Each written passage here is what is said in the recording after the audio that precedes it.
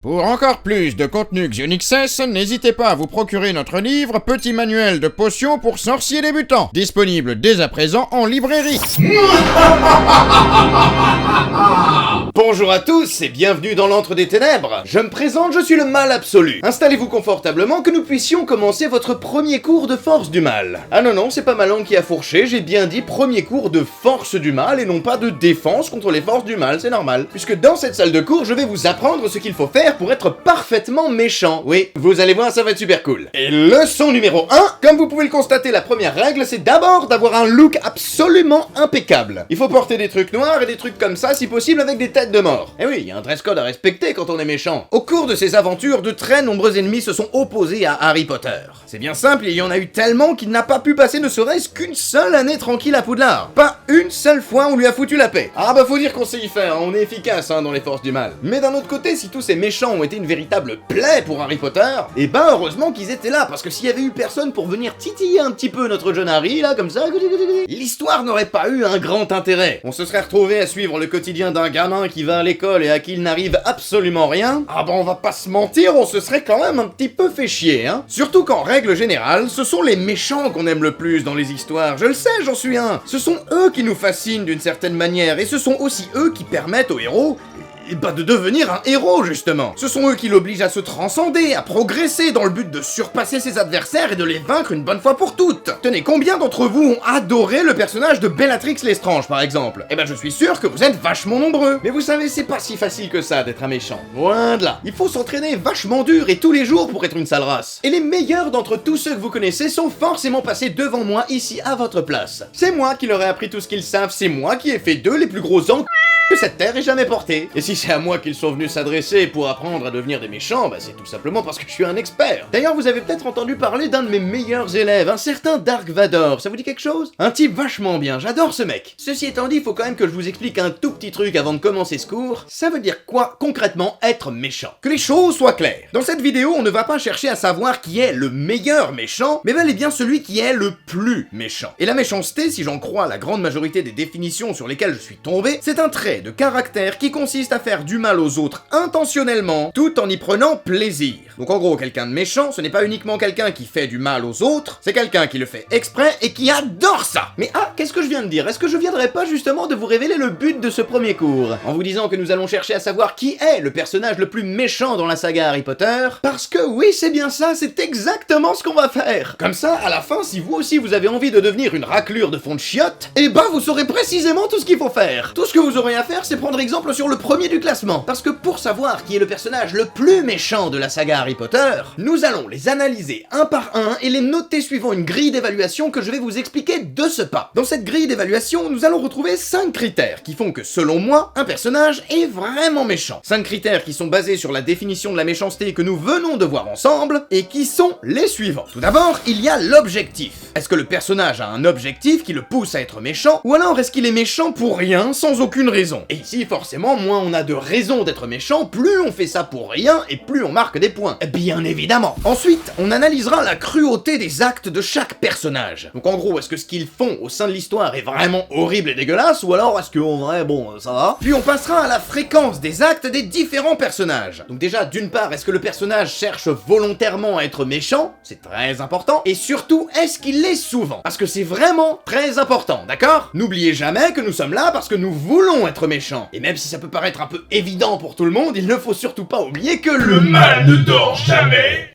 Ensuite, nous devrons analyser aussi les cibles, bien évidemment. Donc ici, est-ce que le personnage est méchant avec absolument tout le monde? Ou est-ce qu'il a des cibles privilégiées, des ennemis bien définis, voire, au contraire, des gens à qui il ne ferait surtout pas de mal? Ce qui est absolument intolérable. Et enfin, comme on l'a vu dans la définition, nous parlerons également du plaisir du personnage à commettre des actes malveillants. Parce que comme on l'a dit, un bon méchant, c'est un méchant qui est méchant et qui kiffe être méchant. Il faut qu'il soit content de faire du mal aux autres s'il veut avoir tous les points. Et puisqu'on en parle, justement, chacun de ces critères sera évalué sur 4 points, ce qui fait qu'à la fin, comme on a 5 critères à évaluer, ça nous donnera une note sur 20 qui nous permettra d'établir notre classement. Alors évidemment, vous allez voir que dans ce classement, j'ai pas mis tout le monde, parce que des méchants dans Harry Potter, il y en a quand même pas mal. Donc j'ai surtout pris les principaux, ceux qui selon moi sont intéressants à analyser, et pour apporter un petit peu de variété, j'ai aussi choisi de ne pas parler de tous les mange-morts non plus, parce que sinon ça va rapidement devenir extrêmement répétitif. Donc j'ai juste noté les quelques-uns qu'on voit le plus souvent, et puis les autres, bon bah je vais pas en parler. Je vous laisse les noter à ma place avec ma grille si jamais ça vous intéresse. Et je vous laisse également me mettre les notes en commentaire puisqu'on y est. Bien, maintenant que vous savez tout mes chers élèves, il va être temps de s'y mettre. On va tout de suite se lancer avec le dernier personnage de ce classement, celui qui a eu la plus mauvaise note et qui va donc redoubler sa première année de force du mal. Découvrons ensemble qui est le méchant, le moins méchant de toute l'histoire d'Harry Potter. Numéro 9, Drago Malfoy.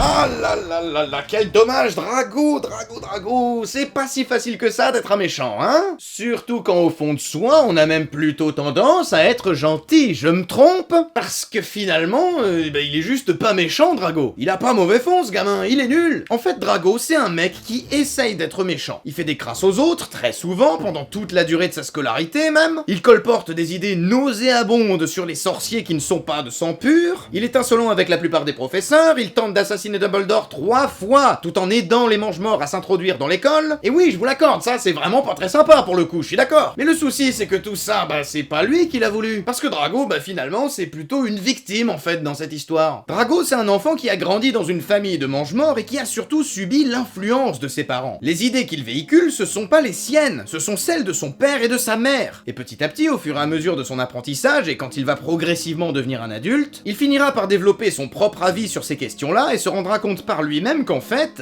il est en désaccord avec tout ça. Drago n'est pas un personnage méchant de nature. C'est un personnage qui fait des trucs de méchant, mais uniquement parce que ce sont ce que ses parents et ses proches attendent de lui. Parce que c'est comme ça qu'il a été élevé. Mais à la base, c'est pas vraiment de sa faute, ça a jamais été son objectif à lui. Tout ce qu'il fait, c'est ce que ses parents lui ont appris à faire. Et quand, dans Le Prince de Sang-Mêlé, il devient un mange-mort, là, c'est encore plus compliqué que ça. Déjà parce qu'il ne choisit pas lui-même de devenir un mange-mort, il le fait surtout parce qu'il est obligé, mais surtout s'il commet des actes malveillants, c'est surtout parce qu'il a peur de Voldemort. Et il le dira lui-même à Dumbledore à la fin d'ailleurs, s'il doit le tuer, c'est parce qu'il a peur que Voldemort le tue lui. Mais on voit clairement qu'il a pas envie de le tuer, Dumbledore. On voit clairement qu'il n'est pas cette personne qu'on essaye de l'obliger à être. Et oui, pauvre petit, il a pas le choix. Et alors après, je sais ce que vous allez dire. Vous allez dire, oui, mais du coup, s'il est pas méchant, pourquoi est-ce que tu l'as mis dans le classement? Et là, je vous répondrai deux choses. Déjà, premièrement, je vous interdis de me tutoyer, est-ce que c'est clair? Et la prochaine fois, vous me ferez le plaisir de commencer votre phrase par « Cher Seigneur des Ténèbres », c'est quand même la moindre des choses. Et puis deuxièmement, attention, parce qu'il ne faut pas oublier que dans toute cette histoire, même s'il connaît son arc de rédemption à la fin, même s'il finit par tourner plutôt bien, ce que je comprends absolument pas, c'est tellement rigolo de voir les autres souffrir, il ne faut pas oublier qu'il fait quand même partie des antagonistes, des personnages dans l'histoire qui se sont opposés à Harry. Donc c'est bien un méchant qui aura fait tout un tas de sales coups à tout un tas de personnages tout au long de l'histoire. Le truc, c'est que c'est un méchant qui n'est pas si méchant que ça. Et c'est d'ailleurs bien pour ça que je pouvais pas non plus lui mettre un 0. Parce qu'autant sur les objectifs, bon voilà, clairement il s'est viandé. Comme on l'a dit, son objectif ça a jamais été d'être un méchant. C'est surtout parce qu'il a été formaté comme ça et qu'à partir du tome 6, il était terrorisé par Voldemort. Autant il ne faut pas oublier qu'il s'est quand même comporté comme une sale race pendant une bonne partie de la saga. Donc même si c'est un peu un cas à part, oui, il mérite sa place dans ce classement. Et c'est bien pour ça qu'il est dernier, c'est bien pour ça que Drago est le méchant le moins méchant de toute l'histoire de Harry Potter. Suivi quand même de très près par notre numéro 8.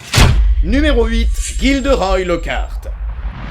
Gilderoy Lockhart, Ordre de Merlin 3ème classe, 5 fois lauréat du sourire le plus charmeur décerné par Sorcière Hebdo, mais aussi méchant absolument nul à chier en matière de méchanceté. Et c'est normal, c'est parce que Lockhart, c'est pas tant qu'il est méchant, c'est juste qu'il est un énorme connard. Parce que certes, on parle d'un mec qui a volé la vie et le succès d'autres sorciers, en faisant passer leurs exploits pour les siens grâce à la parution de ses livres et à un certain sortilège d'amnésie. Pour autant, on ne peut pas non plus dire qu'il soit foncièrement mauvais. Parce qu'il ne l'est pas pour rien, déjà. S'il est méchant, c'est parce qu'il veut être riche et célèbre, et même si c'est un motif extrêmement égoïste et extrêmement superficiel, il veut qu'on l'admire pour des choses qu'il a pas faites, il n'est pas méchant pour le simple plaisir primaire d'être méchant avec les autres. D'ailleurs, je ne pense même pas qu'il éprouve une quelconque satisfaction à voir les autres souffrir. Il le fait parce que comme il est nul, c'est son seul moyen de passer pour quelqu'un d'extraordinaire. Mais on est quand même très loin de pouvoir dire que c'est le mal incarné, puisque ça c'est moi. D'ailleurs, même du côté des cibles, il ne s'en prend pas à tout le monde sans aucune distinction. Il s'en prend uniquement à deux types de personnes. Ceux qui ont accompli quelque chose de suffisamment impressionnant pour qu'il ait envie de leur voler leur succès, et ceux qui en savent un petit peu trop sur ses magouilles et qu'il doit absolument faire taire. Mais sinon, globalement, il se contente surtout de savourer sa célébrité sans faire de mal à personne. En général, au quotidien, il fout plus ou moins la paix à tout le monde. En bref, vous l'aurez compris, Lockhart n'est pas vraiment méchant au sens strict du terme. Il est surtout très ambitieux et cherche à atteindre des sommets sans fournir le moindre effort pour y arriver. Il veut qu'on l'admire pour des choses qu'il est en réalité incapable de faire. Et le seul moyen qu'il a trouvé pour y arriver, c'est de temps en temps d'oublier un ou deux sorciers, mais finalement ça s'arrête à ça. Alors oui, c'est un escroc, oui, il fait des trucs horribles, ça c'est clair, parce que le sort d'oubliette, s'il est un peu trop vénère, ça peut envoyer quelqu'un à l'hosto pour le restant de ses jours. C'est d'ailleurs précisément ce qui lui arrive quand son propre sortilège se retourne contre lui. Mais selon moi, on ne peut pas parler de méchanceté pure et dure avec lui. En gros, c'est ni fait ni à faire, on s'ennuie à mourir avec cet individu, next! Numéro 7, Peter Pettigrew.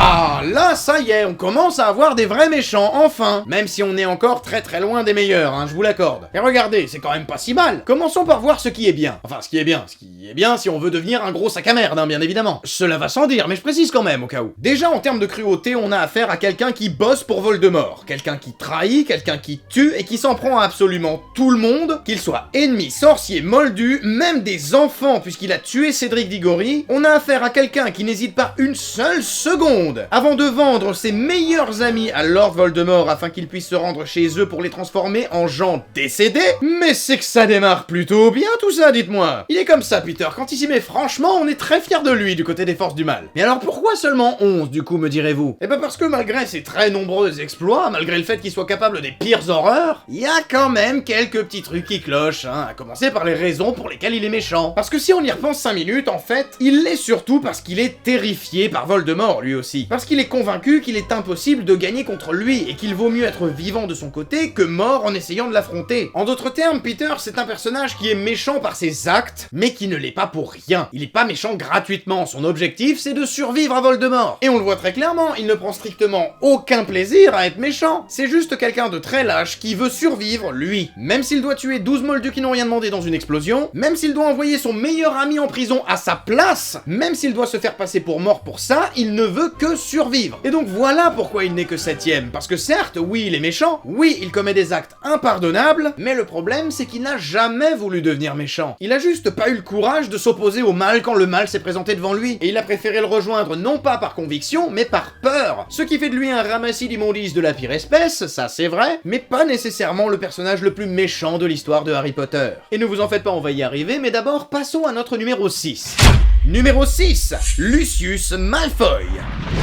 Alors, avec Lucius, on a affaire à un nouveau type de mange-mort comparé à Pettigrew, puisque contrairement à lui, Lucius a rejoint volontairement le camp de Voldemort. Non pas par crainte de ce dernier, mais par conviction et par admiration pour le Seigneur des Ténèbres. C'était pas pour protéger son charmant petit postérieur, c'était pour répandre et pour imposer la suprématie des sorciers de sang pur. Et ça déjà, les enfants, c'est vachement mieux. Non parce que le soit gentil, soit méchant, c'est pas gentil d'être méchant, à un moment donné, ça va bien 5 minutes. À un moment donné, on est quand même des méchants, on n'est pas là pour se planquer dans les jupes de nos darons. Et ce qui fait la force de Lucius en matière de méchanceté, c'est que déjà, il l'est volontairement. Et comme il tue des gens, étant donné que c'est un mange-mort, qu'il torture, qu'il kidnappe et qu'il méprise tous ceux qui ne sont pas des sorciers de sang pur, je pense qu'on peut dire sans crainte qu'il avait tout ce qu'il faut pour être un méchant vraiment très méchant. Oui, mais malheureusement pour lui, eh ben, il ne l'est pas tant que ça. Et il y a même quelques petits points qui laissent carrément à désirer. Laissez-moi vous expliquer. D'abord, il y a le fait qu'il ne va pas forcément s'en prendre à absolument tout le monde. Dans son entourage, il y a des gens qu'il respecte, des gens qui l'aiment, à qui il ne risquerait surtout pas de causer du tort, ce qui n'est pas vraiment très méchant, vous en conviendrez. Respecter les autres et aimer son prochain, non mais quelle drôle d'idée. Et pourquoi pas carrément leur dire bonjour quand on les croise tant qu'on y est. Et encore, je vais vous dire si avec ça irait. Mais il y a plein d'autres problèmes. À commencer par le fait que comme il fait des trucs de méchant pour défendre son idéologie et pour permettre à Voldemort d'accéder au pouvoir, bon bah déjà, on peut pas dire qu'il est méchant pour rien. Il fait pas des trucs horribles juste pour le plaisir de faire des trucs horribles. Et d'ailleurs, puisqu'on en est à parler de plaisir, bah je suis désolé de le dire, mais il a pas l'air d'en prendre tant que ça non plus, hein. En fait, s'il est méchant, c'est surtout parce qu'il obéit à quelqu'un qui est encore plus méchant que lui. Et parce qu'il est rempli de haine envers tout un tas de personnes aussi. Après, mention spéciale tout de même pour l'ouverture de la Chambre des Secrets dans le 2e bouquin, là, franchement, libérez enterré le basilic dans Poudlard pour qu'il purge l'école des sorciers de ceux qui ne sont pas de sang pur, ça c'était méchant, ça c'était bien Lulu. Mais bon, ça suffit pas quoi, tu peux pas te reposer là-dessus toute ta vie. Moi, la première personne que j'ai torturée, j'avais 5 ans et demi. Est-ce que je me suis arrêté après ça? Bien sûr que non, j'ai kiffé, j'ai continué. Et puis cache ta joie en plus, non mais regarde la tronche que t'as quand tu réussis ton coup, regarde la tronche que t'as quand tu frappes ton elfe de maison. C'est génial les elfes de maison, enfin, c'est des trucs que t'as le droit de taper, de torturer, de violenter sans jamais qu'ils aient le droit de faire quoi que ce soit. C'est vachement bien de frapper son elfe, c'est très mal de faire ça. Mais toi ça se voit que t'aimes pas ça et que tu fais ça juste pour te défouler, c'est tout. Mais kiffe bon sang. Eh ben regarde, bouge pas, je te montre comment on fait, tu vas voir, c'est très simple. Théodore, mon fidèle elfe de maison et très cher serviteur, peux-tu venir ici s'il te plaît? Oui, maître, je viens tout de suite. Et hop là.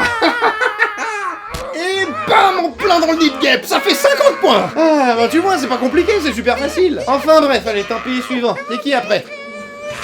Numéro 5, Gellert Grindelwald. Bon, bah déjà si vous vouliez savoir qui est le plus méchant entre Voldemort et Grindelwald, et bah maintenant vous avez la réponse. Et vous allez voir, je vais vous l'expliquer pourquoi selon moi Grindelwald n'est pas du tout l'incarnation du mal absolu. Pourquoi il n'est pas finalement la personnification de la méchanceté pure et simple. Et toute l'explication ne tient qu'en une seule phrase, Grindelwald est un révolutionnaire. Alors après il a quand même 14 sur 20, et c'est bien normal parce qu'il fait quand même tout un tas d'atrocités. Ça, clairement, je dis pas le contraire. On parle quand même d'un homme qui tue très souvent, qui n'hésite pas à s'en prendre à peu près tout le monde, mais il ne faut pas oublier les raisons pour lesquelles il fait tout ça, les raisons qui le poussent à être si méchant, parce que s'il fait tout ça, c'est principalement parce qu'il souhaite offrir plus de liberté au monde des sorciers. Ce qu'il veut, c'est briser le code international du secret magique. Et mine de rien, eh ben, ça se défend, parce que pour rappel, le code international du secret magique, c'est une loi qui oblige les sorciers à se cacher. C'est une loi qui leur interdit formellement de révéler quoi que ce soit en rapport avec le monde des sorciers aux moldus. Et par conséquent, c'est une loi qui ne permet pas aux sorciers de fréquenter en toute liberté des moldus. C'est une loi qui empêche les sorciers et les moldus de vivre tout simplement ensemble finalement. Et c'est précisément ce que Grindelwald veut défaire, pour que les sorciers puissent gagner de nouvelles libertés. Bon, sauf que lui, en plus de ça, il les méprise en plus, les moldus, donc c'est pas forcément les meilleures intentions du monde non plus, ce qui fait bien évidemment monter sa note d'ailleurs, mais dans l'absolu, il mène un combat qui vise à défendre les sorciers. Il a un objectif bien plus grand que lui, il a un idéal à atteindre. Et c'est pour atteindre cet idéal qu'il est obligé de devenir méchant, parce que des gens s'opposent à son projet, des gens essayent de l'arrêter par tous les moyens possibles. Et puis dans les faits, bah lui non plus, il a pas l'air de tant aimer faire le mal que ça. Il le fait surtout parce qu'il pense que c'est le seul chemin, mais pas vraiment pour le plaisir d'être méchant. Et puis son objectif, il est quand même défendable. Ce qu'il veut, c'est donner plus de liberté aux sorciers, que les sorciers ne soient plus obligés de vivre cachés des moldus. C'est pour ça qu'il est nul. C'est pour ça qu'il mérite de n'être que le 5e personnage de ce classement. Parce que quelque part, il est pas si méchant que ça. Et surtout parce qu'il y a bien pire que lui en la matière. Tenez, voyez par vous-même. Numéro 4, Vernon Dursley.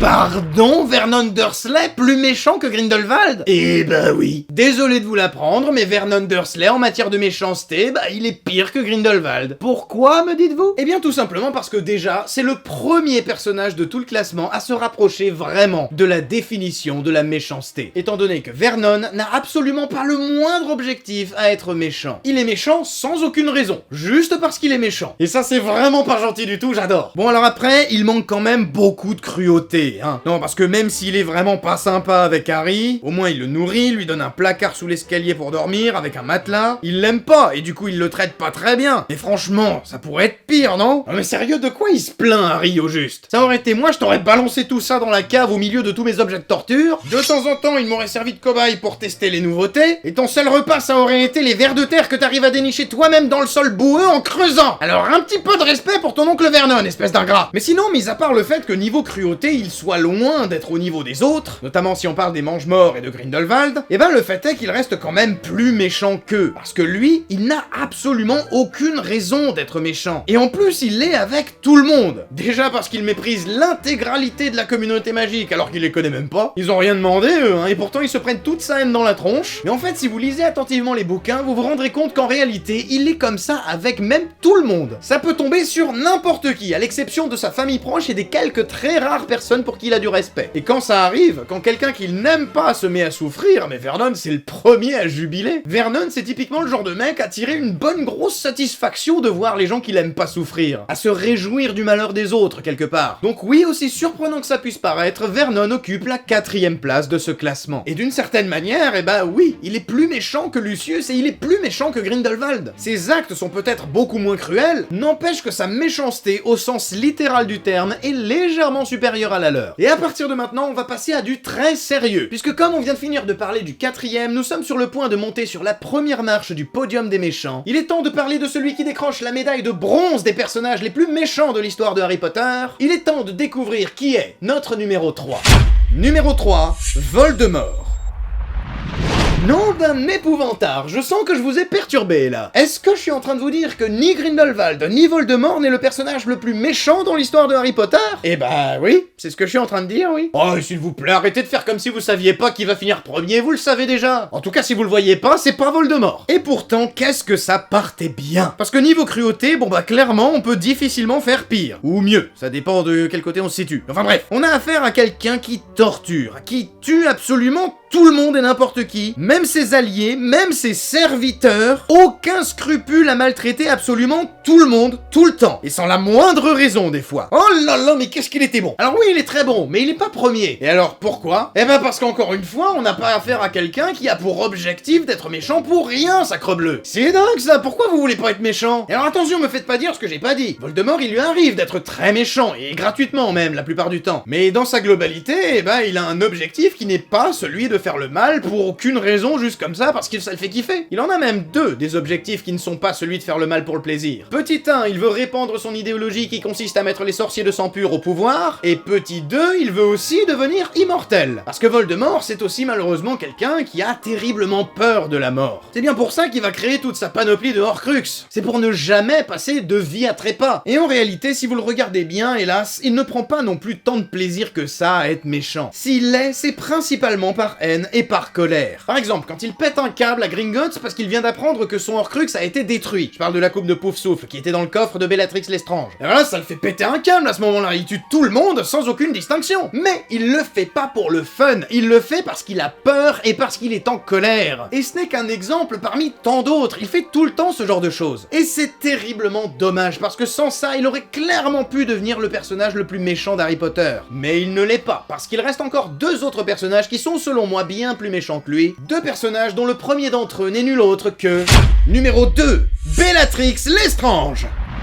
Ah, enfin on a quelqu'un qui kiffe faire le mal, ça y est. Qu'est-ce que ça fait plaisir de voir quelqu'un qui prend autant son pied à faire souffrir les autres. Parce que pour le coup, Bellatrix Lestrange, c'est clairement l'un des personnages les plus foncièrement mauvais de toute la saga. Bon déjà, parce que comme on vient de le dire, elle adore être méchante, ça l'éclate carrément de faire du mal aux autres, ce qui est une grande qualité dans notre classement, ne l'oubliez pas. Donc niveau cruauté, je pense que vous serez d'accord avec moi quand je voudrais lui mettre la note maximale, hein. Je pense que c'est bon, tout le monde est d'accord. Personne pour me contredire, vraiment, vous êtes sûr? À la bonne heure. Et niveau fréquence, est-ce qu'elle est souvent et volontairement méchante avec les autres? Je pense que oui, je pense qu'on peut lui mettre un 4 sur 4. Mais alors, où sont-ils les deux petits points qu'elle a perdus et qui ne lui permettent pas d'atteindre la note maximale de 20 sur 20? Eh ben, je vais vous le dire, c'est tout simplement parce que je lui ai mis que la note de 3 sur 4 dans deux catégories, à savoir l'objectif et les cibles, et je vous explique pourquoi. Commençons par l'objectif. Parce que si effectivement Bellatrix aime être méchante et qu'elle l'est souvent et pour le plaisir, il ne faut pas oublier que dans la saga Harry Potter, elle n'a pas forcément pour objectif principal d'être méchante. Il y a beaucoup de ça, on est d'accord, mais il y a aussi le fait qu'elle cherche à plaire à Voldemort d'une part, et en plus de ça, elle veut répandre les idées de Voldemort. Elle aussi est pour la suprématie des sorciers de sang pur, et elle aussi s'est lancée dans ce combat pour atteindre cet objectif. Un petit peu comme tous les mange-morts finalement. Et par conséquent, ayant quelques objectifs qui ne sont pas celui d'être méchant gratuitement pour rien, et bah forcément je ne peux pas lui mettre la note maximale sur l'objectif. Puis concernant les cibles, c'est vrai qu'elle va s'en prendre à énormément de gens, pour ne pas dire à presque tout le monde. Mais comme vous venez de l'entendre de ma bouche, j'ai bien dit presque tout le monde. Parce que dans son entourage, il y a des gens qu'elle aime et qu'elle respecte. Des gens à qui elle ne ferait jamais de mal. Comme sa sœur, par exemple, Narcissa Malfoy, ou encore son neveu Drago, pour qui elle a quand même beaucoup d'affection. De l'affection à la Bellatrix, peut-être, mais de l'affection quand même. Or, quand on est un méchant vraiment méchant, quand on est le mal incarné, eh bah je suis désolé, mais on a de l'affection pour pour personne. On veut faire du mal à 100% des gens, ce qui n'est pas le cas de Madame Lestrange. Mais alors, qui est le numéro 1? Quel personnage est monstrueux à ce point? Comment c'est possible d'être encore plus méchant que Bellatrix Lestrange? Eh bien, c'est ce qu'on va voir tout de suite, parce qu'il est temps à présent de découvrir qui est le numéro 1 de notre classement. Il est temps de découvrir qui est le champion incontesté de la méchanceté pure et dure, celui que personne ne voudrait avoir dans son entourage, qu'il soit proche ou lointain, mon chouchou, en somme. Laissez-moi vous présenter le personnage le plus méchant de la saga Harry Potter. Numéro 1, Dobby. Et oui les enfants, parce qu'il cache super bien son jeu, le petit elfe de maison. C'est une vraie pourriture, et en plus, vous savez même pas ce qu'il a fait, il a broqué. J'arrête de vous faire marcher. Bien évidemment que ce n'est pas Dobby, puisqu'en réalité c'est... Numéro 1, le Saule-Cogneur. Oh mais quoi encore? Vous êtes pas content, c'est ça? Mais j'en ai rien à foutre que vous soyez pas d'accord, je vous rappelle que je fais ça avec une grille d'évaluation. C'est scientifiquement prouvé tout ce que je suis en train de vous dire. Et puis c'est mon classement, c'est mon cours, je fais ce que je veux. Donc je disais, le Saule-Cogneur. Mais oui, bien sûr que je rigole. Vous l'avez vu venir, bien évidemment que le personnage le plus méchant de toute l'histoire de Harry Potter est... Numéro 1, Dolores Ombrage. Bien évidemment. Et là, on a quelqu'un de foncièrement et indiscutablement méchant. Voilà ce que j'appelle être le mal incarné. Déjà, côté objectif, check. Elle est méchante sans la moindre raison valable, elle n'a aucun autre projet que celui d'être une ordure de la pire espèce. Enfin si, elle veut gravir les échelons du ministère de la magie pour devenir quelqu'un d'important. Mais ça n'a rien à voir avec le fait qu'elle soit méchante. Elle est pas du tout obligée de l'être pour ça. C'est même encore pire en fait, parce qu'elle profite du statut qu'elle a réussi à obtenir au sein du ministère pour être encore plus méchante avec les autres. Parce que comme elle est assez puissante pour que ça lui retombe pas dessus, elle peut se permettre de faire des atrocités. C'est pas magnifique ça, franchement? Ensuite, niveau cruauté, est-ce qu'on peut dire que Dolores Ombrage est cruelle, sachant qu'elle n'hésite pas à trahir, à tuer, à condamner à mort, par baiser du détraqueur, des innocents, à torturer même des enfants, à mentir, à tricher, à maltraiter et à mépriser toute personne qui croiserait sa route? Pour être honnête, je pense que oui. Niveau fréquence, est-ce qu'elle cherche volontairement et souvent à être méchante? Bah oui. Et puis comme elle s'en prend non seulement à tout le monde, mais aussi à toute chose, qu'elle n'a vraisemblablement aucun ami, ni personne à respecter, ni personne qu'elle aime, elle est même horriblement raciste envers les centaures et toute autre forme de créature hybride, et comme on l'a déjà dit, même les enfants n'arrivent pas à lui inspirer la moindre pitié. Du coup, je pense qu'on peut lui mettre un 4 sur 4 du côté des cibles. Et enfin, concernant le plaisir, il me semble très clair que Dolores Ombrage prend un immense plaisir à être horrible avec tout le monde. C'est sa seule motivation en même temps. Elle déteste tout le monde, et du coup, elle adore voir le monde souffrir. C'est tout simplement parfait, et c'est pour ça que Dolores Ombrage a eu la note maximale de 20 sur 20, et qu'elle décroche sans aucun effort le titre de personnage le plus méchant de la saga Harry Potter. Félicitations Ombrage, vous êtes désormais mon personnage préféré. Et voilà les amis, c'est la fin de cette vidéo, j'espère qu'elle vous a plu. Moi personnellement, j'ai la voix complètement explosée à force d'avoir fait le méchant, mais ça m'a beaucoup amusé de jouer un personnage qui est foncièrement le mal incarné, c'était très drôle à faire. Peut-être bien que je le ferai revenir dans d'autres vidéos ce personnage, je sais pas encore, vous me dites si vous l'avez aimé. Si cette vidéo vous a plu, je vous invite à vous abonner en cliquant sur le petit bouton rouge qui est juste en dessous de la vidéo ou qui s'affiche juste là. Si jamais vous voulez voir deux autres vidéos dont un classement, je vous mets un classement juste là et puis je vous mets une autre vidéo en rapport avec Harry Potter juste en dessous. Et si vous avez envie de me dire ce que vous en avez pensé, n'hésitez surtout pas à me faire un petit commentaire tout simplement. C'est là pour ça, je les lis toujours et j'ai très hâte de lire tous vos avis. Sur ce, en attendant la prochaine vidéo, moi je vous dis à très bientôt, comme d'habitude vous le savez, je vous fais plein de bisous et c'était XionXS, à la prochaine, ciao!